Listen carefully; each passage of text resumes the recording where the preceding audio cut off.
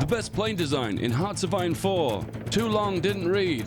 There isn't one. Well, it all depends on the year that you play. In 936, you start off with this plane. What you want to do is grab your entire Air Force, merge it, exercise to level 3, and if you do this correctly, you'll generate exactly 3 air XP. To modify this plane, to make it exceptional for the early game, add on 4 light machine guns. To top that off as well, with the starting technology, add on a light machine gun for extra air defense and air attack. Congratulations, you just made your 1936 and 1937 expert plane. Do you know what the biggest joke is? If you make a large amount of these, like 1,000, you actually will be able to take out Poland, the Lowlands, and France, and even invade Great Britain, if you want to, if you've got the ships, pretty adequately. Why? Because the AI makes bad plane designs. And this is better than everything until about 1940. But we're not done yet. When you reach 1939, you will unlock survivability studies. You will also unlock heavy machine gun, and you will also unlock basic improvements. I've said it once and I'll say it a million times. HOI4 isn't a game where you just make one fire for the rest of the game. You must adapt that plane based on where you are fighting around the world. Example,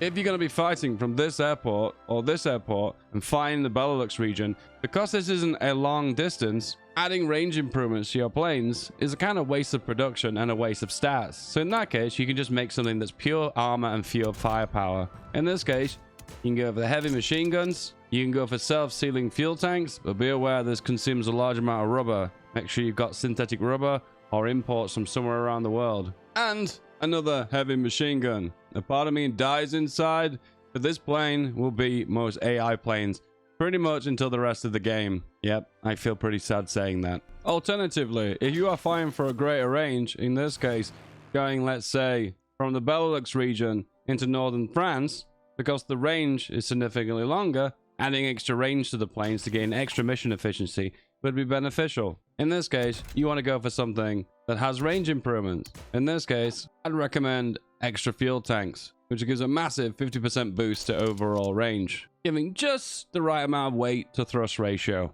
Perfect. Also, that would be exceptional for moving your planes from northern France and western France to the southern England, as also the English Channel, due to the size of the air zone and the distance it has to travel. Both of those factor into your range, which give you overall more mission efficiency that will project more stats in that region. What's that you say? It's 1940? You've got the new chassis. You will also have access to the new engine. It goes without saying, before you research the new chassis, make sure you enable auto upgrade, meaning you'll move the exact same model of this plane over with the exact same modules and get it for absolutely free and save yourself 20 air XP. Biggest single engine, machine guns, machine guns, machine guns. Now you have the luxury of combining range and also some defense. So self-sealing fuel tanks is pretty useful to combine it with some beautiful range of extra fuel tanks. And what? You want to sweeten the deal a little bit more? That's right, a heavy machine gun turret. Doesn't really feel like a fighter plane anymore, does it? No. This will give you the perfect balance between air attack, air defense, and agility, and range.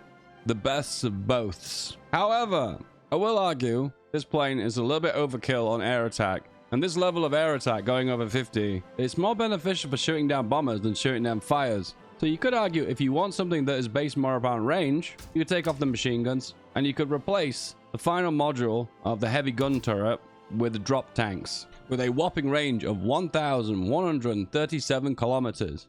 Wowee. However, you still have a little bit of weight to work with. Why not go to the ultimate amount of weight to thrust ratio and add on a gun that'll hopefully not weigh too much? And that will be the ×2 heavy machine gun. We're starting to reach the point of this is the I've already win plane. Oh, and look, 19 air XP. So it is worth it to save a little bit. Every little helps. So if you want the stats, sacrifice some of the range. And what you could do if you want to focus primarily on stats, let's just say it became a situation where you had to win every single dogfight, you would maximize the amount of machine guns, add yourself on extra armor for air defense, and then top that off with more additional armor. Be aware the range is pretty poor, so you will have to skillfully fight in certain regions that are more beneficial to you so you don't end up losing stats. I'll be honest with you, if you're making this plane, you may never keep up with fighter production of the Allies. There is one alternative, and it is a bit of a niche scenario.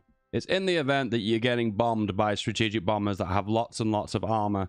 So in that circumstance, if you are shooting down bombers, you will need more air attack, and you will get that by sacrificing agility. Meaning when this plane fights other fighters, it may perform more poorly than it would if it was an agility-based fighter.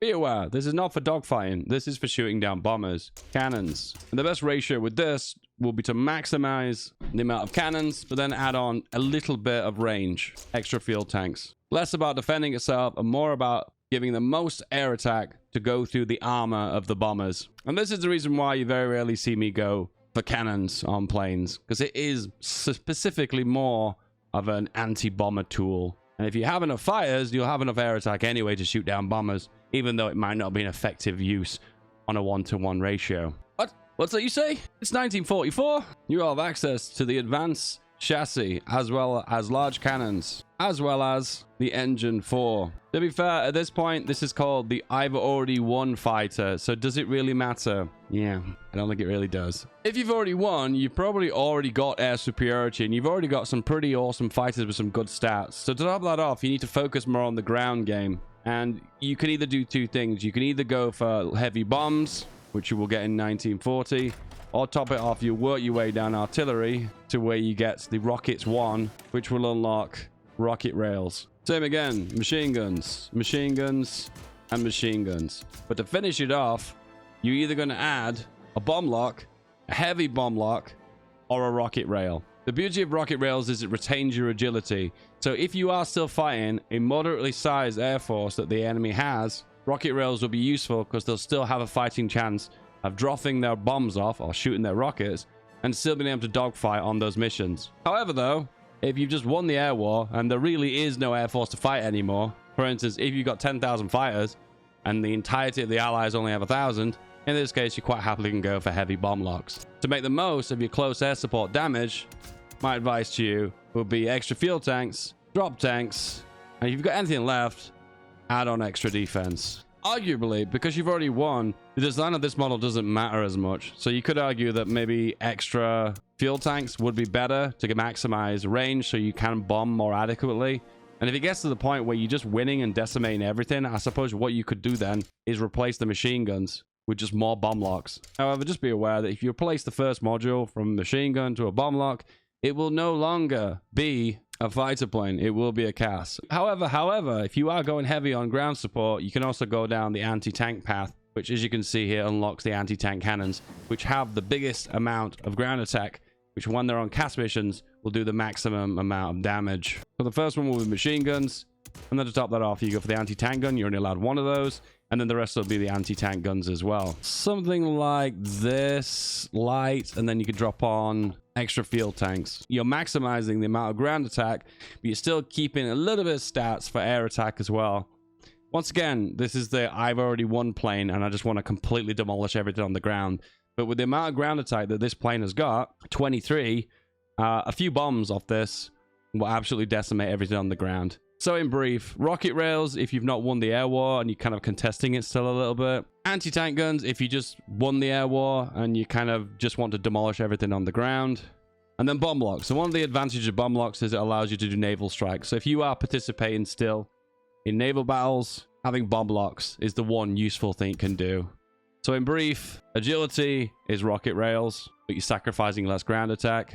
Anti-tank guns give you the maximum amount of ground attack, and heavy bombs fall somewhere in the middle with the additional bonus of being able to strike ships. Remember, there isn't just one design. You make the ship based on what it's going to be using. Are we ready for the final design? The final design is if you go down engineering, you unlock rockets 1 and 2, and then you unlock jet engines. And to top that off as well, you will also access to the modern small airframe.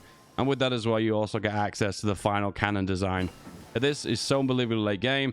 Will you ever really build this? Kind of. Will it really participate in any real battles? Probably not, because you probably already won. Well, I really hope so anyway. Otherwise, you're going to be playing some insane catch-up. The modern small airframe. We're going to add on machine guns. And then to top it off, anti-tank gun, anti-tank gun, anti-tank gun. Maximize the engine. The weight to thrust ratio is completely off. But remember, it's late game now, so it doesn't really matter. In that circumstance, what you could do is add on the double jet engine and then add the Mayo on. And you only have a little bit extra thrust here and the range is poor. So in that circumstance, what my advice is to drop the gun down just ever so slightly. Have a machine gun and then add on the range. And there we go. The perfect balance. Once again, in this circumstance, you've already won the air war, okay? And this plane's job is just to clear up ground forces, and it will do an absolutely tremendous job at doing it. But be aware, if you ever find in a situation this plane has to dogfight, it won't do much of a good job because it's lacking air defense, air attack, and agility. Look at that agility. And for the cost of 61, you really can't afford losing these ones. But remember, this is kind of, I've already won plane. If you want to win the air war, you know what to do. You just add on the machine guns. Machine gun. And then you switch back to the single jet engine.